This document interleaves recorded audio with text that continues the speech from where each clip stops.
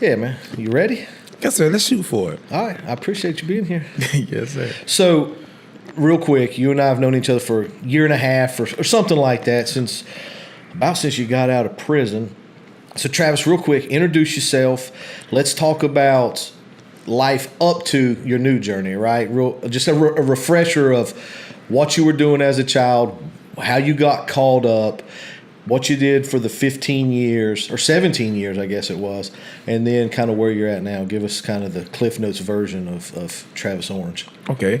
Well, my name is Travis Orange. I'm 33 years old. I was born in Lower South Carolina. I was in Conway for a little while until I moved with my parents, my father and my stepmother, who I love and adore. And then got into a little trouble at age 17, but back up a little bit. I went to Job Corps. And I went to Job Corps, graduated with my welder certificate, came home with my driver license. And so, as you think when you're young, you would drive for everybody or whatnot. I had no idea you had a weld certificate. Yes, sir. I had no idea. Yeah, I became home as a small machine mechanical welder. Okay. You know what I'm saying? So I got my welder certificate, but I never did like welding because it hurt your eyes and the smell of it made my head hurt. So I get it. So I left that alone. But most part, I went ahead and I came home and got with a group of guys. Obviously, they didn't make me no good. Right. But I did a female favor. She asked me to take them somewhere and asked them to get more clothing from another county because she wanted to stay down here longer. So right. I did that. I was saying, not knowing that I would be spending my next 14 years in prison. So here I go now. End up doing at age 17, getting 16 to 16 years in prison for 2 accounts of armed robbery, and then had a first degree murder, and had 2 counts of possession of a weapon and violent crime. But you were just a driver. I was just a driver. You weren't in because this was in a store, right? Yeah, this is the convenience store. So you weren't in the store. You were the driver. I was the driver. And in South Carolina, what's it called? With one person, everybody gets charged. Yes, they have this law in South Carolina, and it's like all the states around South Carolina have the same law. It calls the hands of one, the hands of all. Hands of one, hands of all. Okay. Basically, this law consists of you got to do the crime, but you go do the time. Right. And basically, it's just accessory before and after the fact. If you do not help the victim get help, or if you do not call the police to help aid and assist the victim, and try to make sure they get to a healthy state or safety state of mind, right? And then you just get to the person who did the crime. Okay. So I found myself a victim of this crime. I found myself a victim of this law. Right. And being the fact that I have sent condolences to the family that this happened, but I found myself as a victim as well. And I don't look at it as though that I'm saying that either one of us was right, because if I knew what happened, I would have tried to help someone along the way. Right. But if I remember the story correctly, these other folks go into a store, somebody, the clerk, somebody gets shot, dies, and they're running out saying, drive, drive, drive, and you take off because you're a scared 17-year-old kid. Yes, sir. I mean, that's the way I remember it. So as my lawyer used it in court, when you're age 17, you don't think as a 21, 25, or 30-year-old because you still have the carnal mind of a 13, 14-year-old because your mind not fully developed. So at that point in time, at age 17, my mind wasn't fully developed yet. So therefore, I didn't know exactly what to do or how to do it, because at that point in time, when your life is threatened and like, you drive or this is going to happen to you next. Yeah. And then you don't have no other choice but to do what they say do, because you still 17 years old. You don't know what to do. Even like in my life, though, I think back right now, I didn't start making real good decisions till I was in my mid-30s, right? I mean, at 25, 27, I was still making stupid decisions with money and everything else. So, no, I mean, at 17, I mean, we were all making terrible decisions at 17. And to be put in that situation and not know what's going on, or that it could happen to you as well. So, yeah. So then you do 14 years or 17? I thought I said 17, but was it 14? It's 14. Okay. Yes, sir. So you did 14 years, and then you got out. So let's go back a little bit. I don't want to dwell on the past and the negative, but when you got locked up, you were headed down the wrong path in lockup, right? Yes, sir. And then what changed your direction when you were in lockup? You told me the story about some old-timer Yes, true indeed.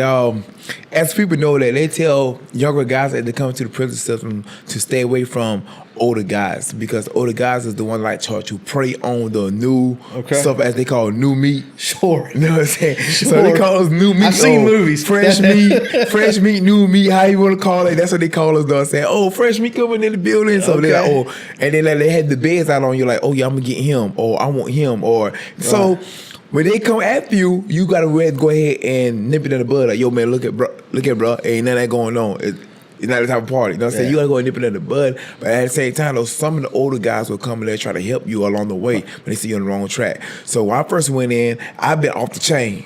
My first 8 years, I didn't want to listen to nobody. I was still getting in trouble. I was getting in fights with COs. I get fight with inmates. I was catching phone charges. I was catching assault charges. I mean, whatever it was to do it, I did it because I had wanted to try to make a name for myself. But you were setting yourself up for a longer sentence by doing this, right? I mean, at some point you're going to catch another case if you keep on the same path. Yeah, true indeed. Because at some point in time, like if you catch a assault and officer charge back there, it carry anywhere between 5 to 15 years. Yeah. Thank God it didn't happen to me. You know what I'm saying? Right. They didn't press charges against me. You know what I'm saying? But I did have 2 officers press charges against me, but they got threw it out because of my murder charge override them charges. Okay. So they threw them out when I was in the county. But you still have to the point where you have to realize that you have to come to some point in your life where you have to realize that, yo, this is not for me.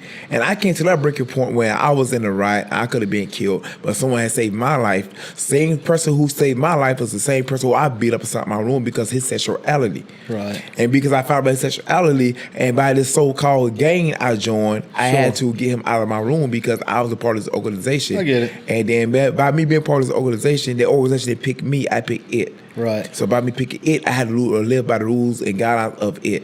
Right. So therefore, I beat the man up and sent him out my room because of they so-called he was this and that the third. Okay. And so this same man came and saved my life a couple years later down the line. I got into a big old riot. Okay. And so at this point in time, my old school came to me and told me, but like, yo, man, look here, how much time you got? And I asked him, why? I mean, why you want to know how much time I got? So he been telling me like, yo, man, the way you're going, you will find yourself in 1 or 2 places. You can find yourself dead in prison, or you can find yourself with a life sentence. Right.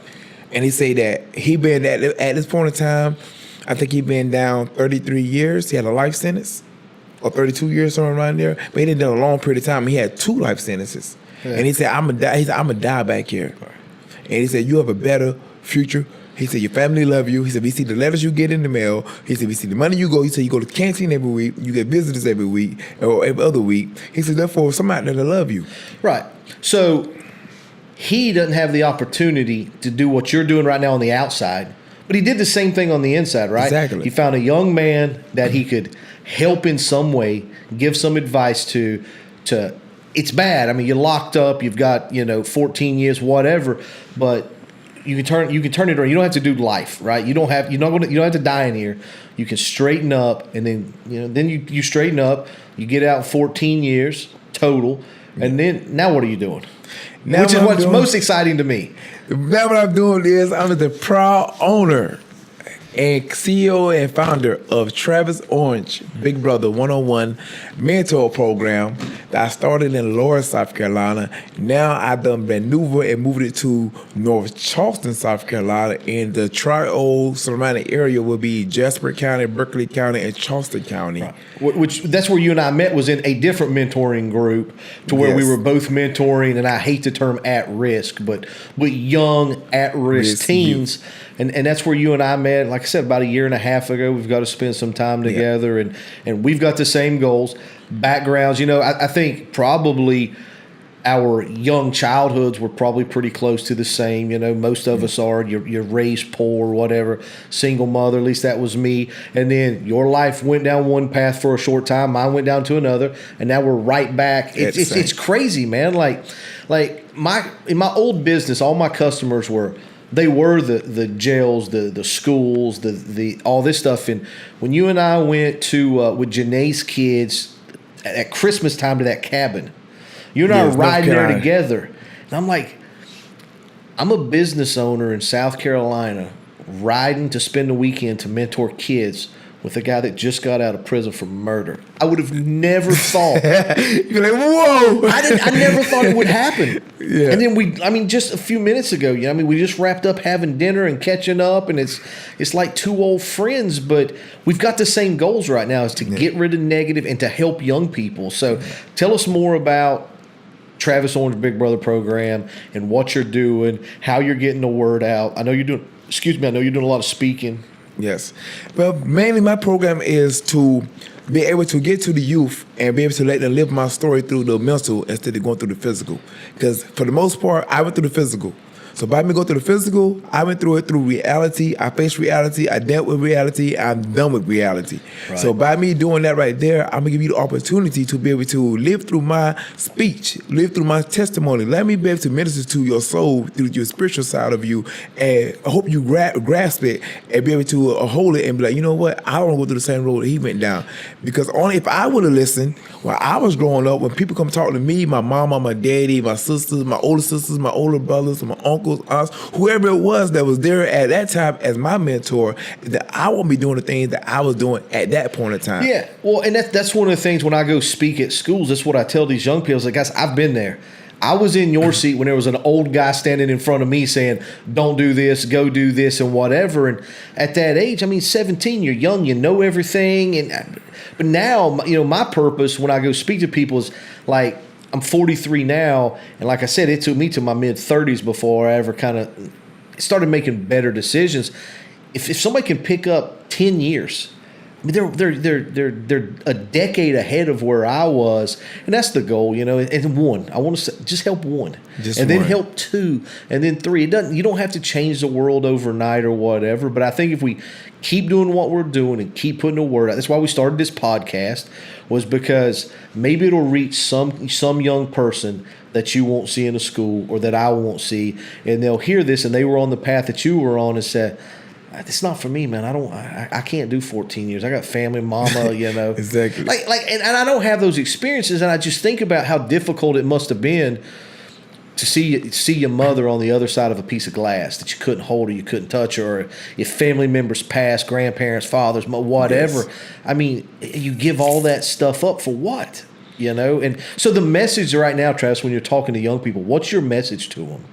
My message to the young kids right now is your freedom is priceless, but time is priceless.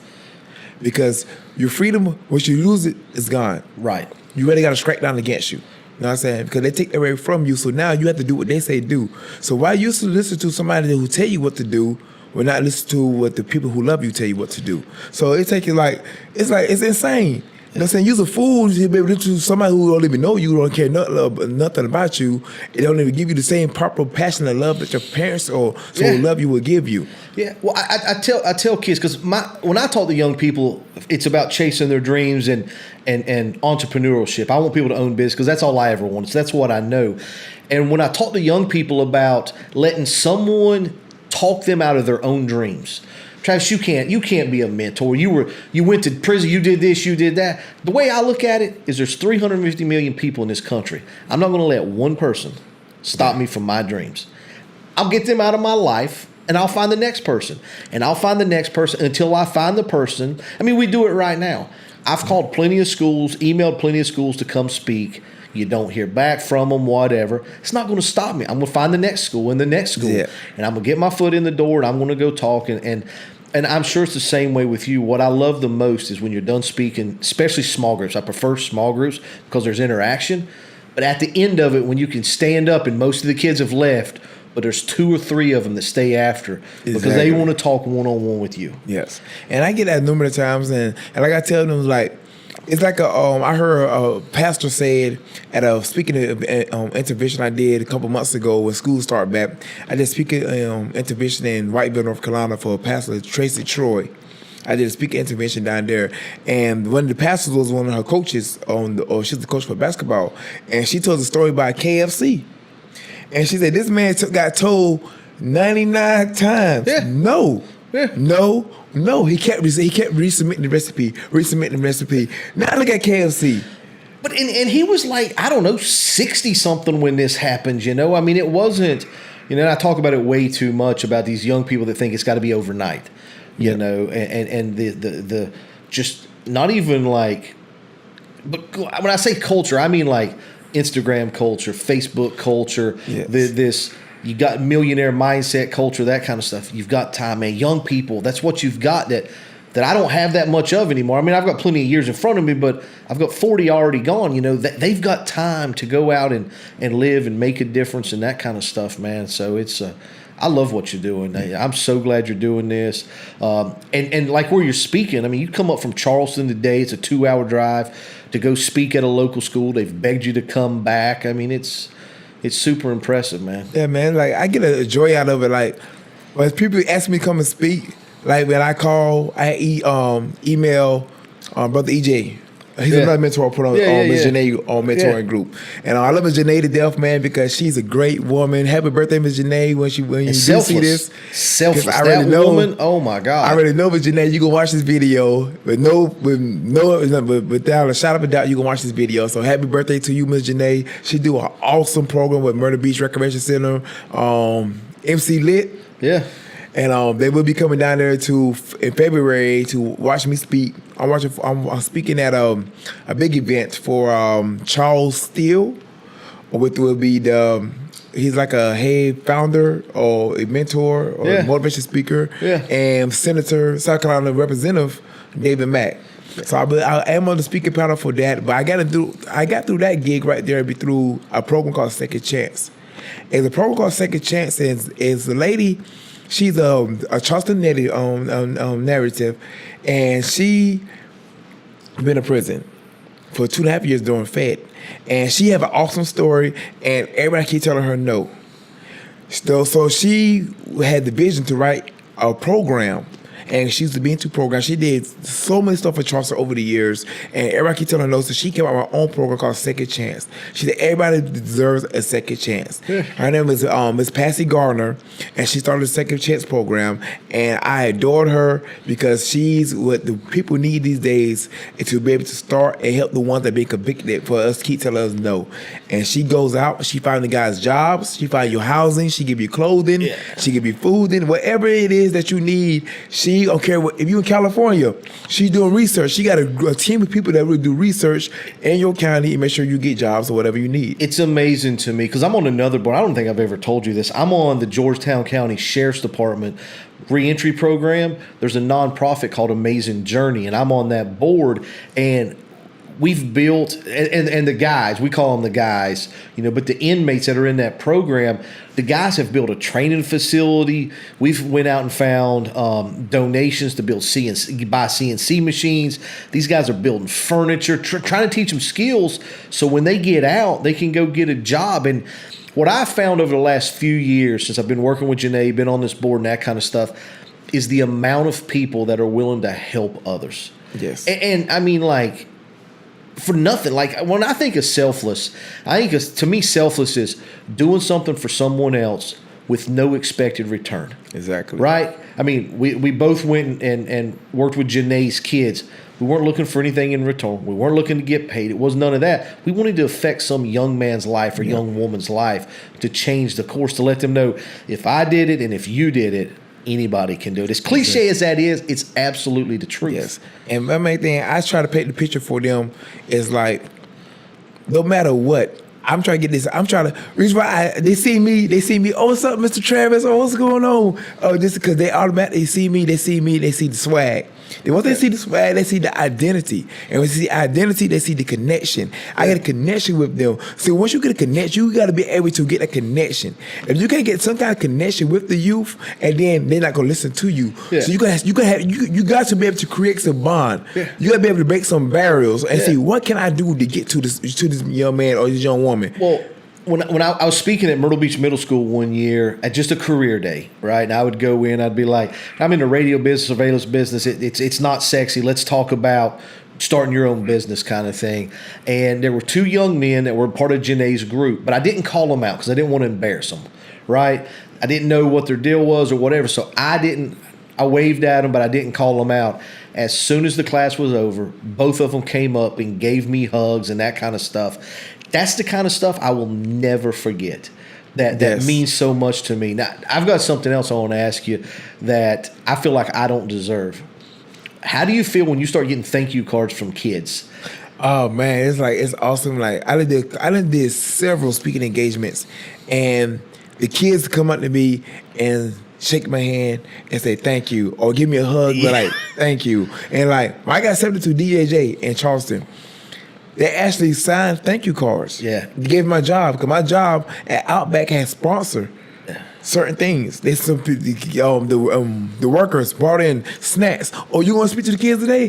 What do I need? What can I send? I mean, everybody was so eager to help because they love my mission. Well, your passion's contagious because even like when you were in Myrtle Beach, the folks you were working with here, they were flexible to let you go speak and mentor and that kind of stuff. And now in Charleston with Outback doing the same thing, it's contagious because people want to be part of it. I say it's contagious, but at the same time, it's God show favor in me and man show favor in me. Sure. Because when God step to approve something in your life and he carry you through all the step of the way, it's like there's nothing else that anybody could do to stop that.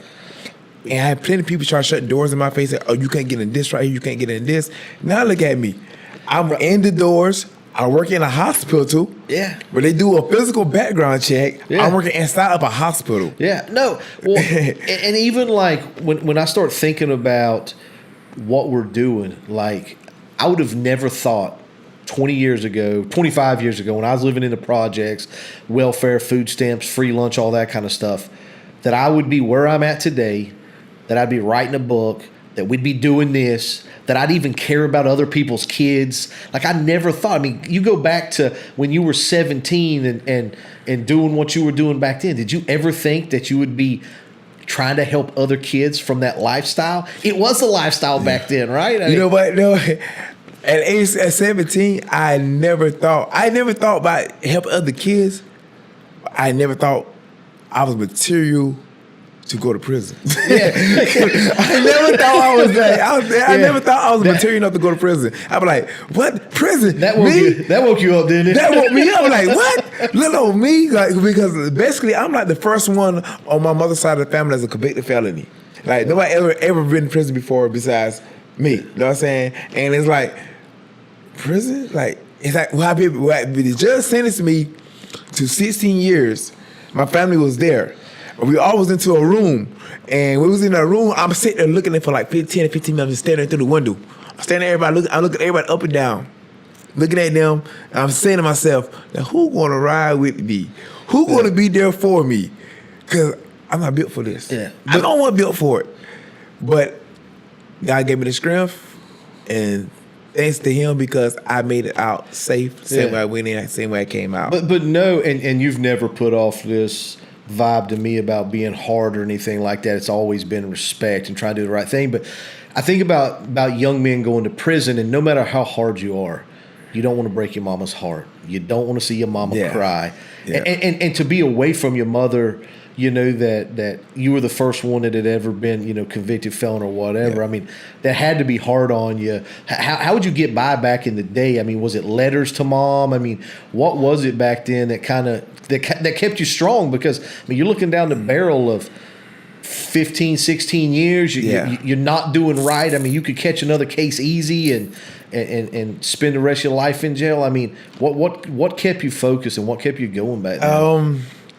Basically, what kept me focused back there was because my mother didn't really never raised me. It was my grandmother who stepped up to the plate and raised me, and then my father and my stepmother stepped to the plate. Okay. Who she had raised me just like her own son. So I respect my stepmother for that. Sure. Because she did just exactly that. She never did for her kids. She didn't do for me. I didn't have that. I didn't have that, bro. So, I've got different stepmother stories. But I can say my stepmother really been there for me. And even though when things didn't go right between me and my father, she always stepped up to my plate, to my defense. And when I went back there and it felt like though I was going against the grain of doing what I did, like still getting in trouble. When they want to come and see me, they can't come and see me because I got in trouble. Oh, here I go. Travis got caught with a phone charge. Or Travis got beat up a CEO. Or Travis got fight with an officer. Or whatever the case might be, they can't come and see me. So now I feel like I'm disappointing them even more. Sure. And so now it was like, when is you going to grow up? Like, when is you going to take responsibility and live yourself as a man? Because you have a second chance at life. It's funny that you use the word disappoint.